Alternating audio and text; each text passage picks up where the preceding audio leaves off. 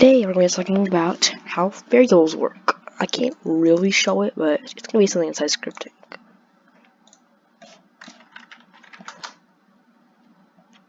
So today that's what we're talking about.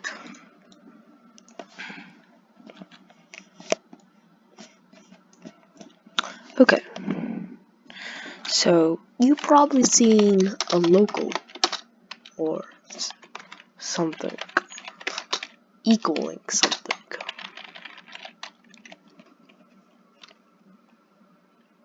But you've also seen this probably without a local. What do these mean?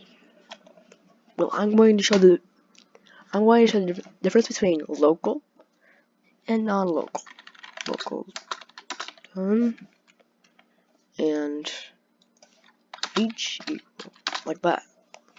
No local. So we're gonna do this in script. Hopefully it'll work. Okay.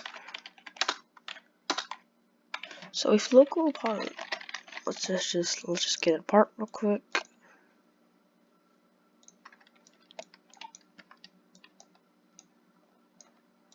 Let's just get it apart real quick, and then we have to put the script inside the part. Dot parent.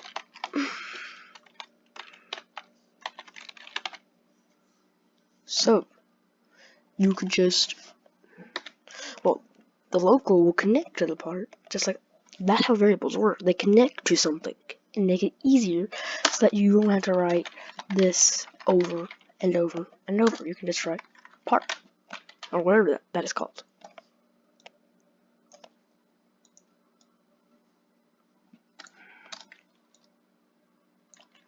This right here can be whatever you want. It's whatever name you want. You can put put J there. It'll work.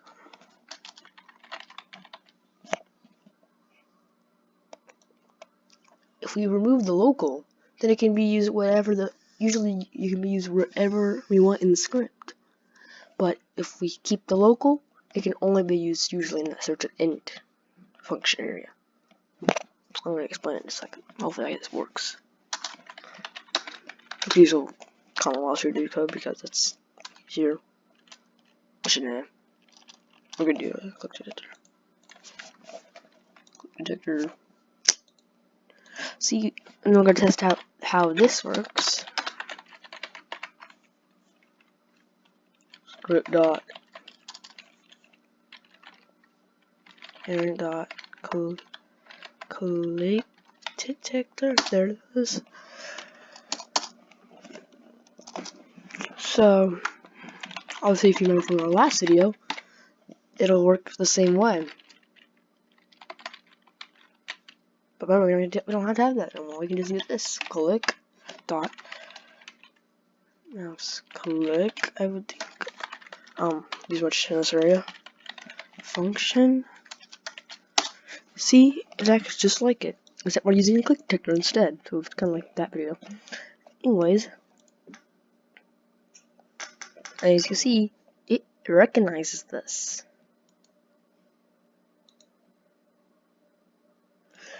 If I was with local, it still recognizes us because it's in the same area. Let's let you do code and see what happens if I put it in there.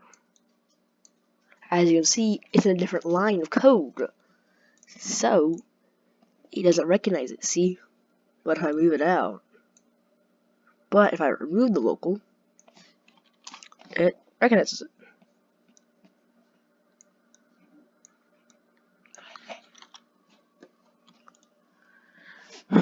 So part, see, it recognizes both because they're just sitting out there. But if I put them in our code, it will not recognize them. As you just saw with the Roblox Studio code we just did, which loops code. Anyways, once the part's clicked, we're just for simplicity, we're just gonna make it invisible. And then wait. Actually, no. I'll also show you how to basically do else code because it's kind of confusing, but in this case, we're gonna say if part dot trans. So if they click, it'll also scan because we're putting an if code. If the part if the part is, well, whatever property we do, which in this case we're gonna do invisibility or visible. In this case, if part transformation equals 0, I'll just put 2 equals on there for some reason. I choose to do that. And you put then.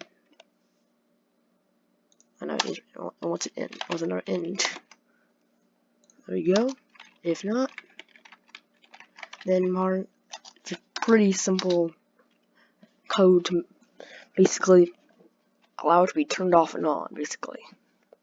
If then else code is really useful for that feature. So now let's test our code.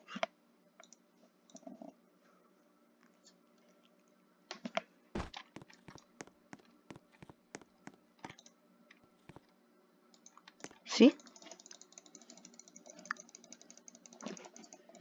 But now we're going to show you how local variables work. So I'm going to just write a random code. See, if I put this part, I'll just do that instead. It won't recognize it. Now when the script tries to function,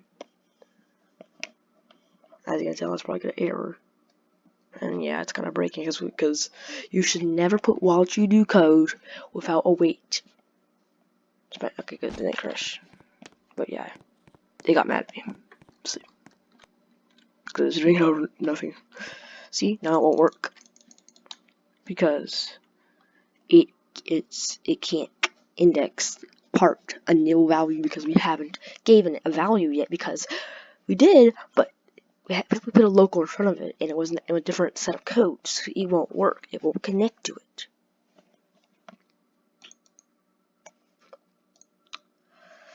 Very simple video, but I hope you understood that. Thanks for watching. Please subscribe and like and enjoy the video. And oh well. Thanks for watching.